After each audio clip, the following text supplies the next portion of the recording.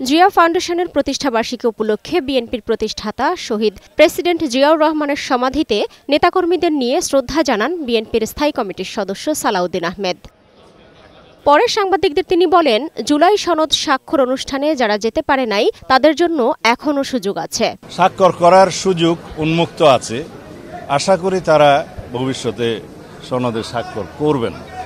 তাতে করে আমাদের আগামী নির্বাচনের জন্য এটা বড় কোনো প্রভাব ফেলবে না। আমরা মনে করি সহনশীলতা সবার মধ্যে আসবে। হয়তো তাদের কিছু দাবি দেওয়া আছে, সেটা সরকারের সাথে আলাপ আলোচনা করবে।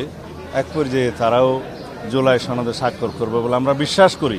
এদিকে রাজধানীর পানি ভবনে এক সভায় দলের মহাসচিব মির্জা ফখরুল ইসলাম আলমগীর বলেন, আগামী নির্বাচনেই নির্ধারণ হবে দেশ কোন দিকে যাবে। আগামী নির্বাচন, এই নির্বাচন কিন্তু অত্যন্ত গুরুত্বপূর্ণ নির্বাচন। এই নির্বাচনের মাধ্যমেই আপনার নির্ধারিত হবে যে আপনি কি সত্যিকার অর্থে একটা উদারপন্থী গণতন্ত্রের দিকে যাবেন নাকি আবার অন্যদিকে চলে যাবেন। ৭১কে দেশের মূল ভিত্তি হিসেবে দেখার বিকল্প নেই বলেও জানান বিএনপির এই নেতা। রাজনৈতিক দলগুলোকে দায়িত্ব নিয়ে দায়িত্বশীলতার সঙ্গে একটা অবাধ সুষ্ঠু নির্বাচনের মধ্য দিয়ে যে পার্লামেন্ট আসবে, সেই পার্লামেন্টারি ব্যবস্থাকে শক্তিশালী করার জন্য সেই দিকে আমাদেরকে নজর দিতে হবে।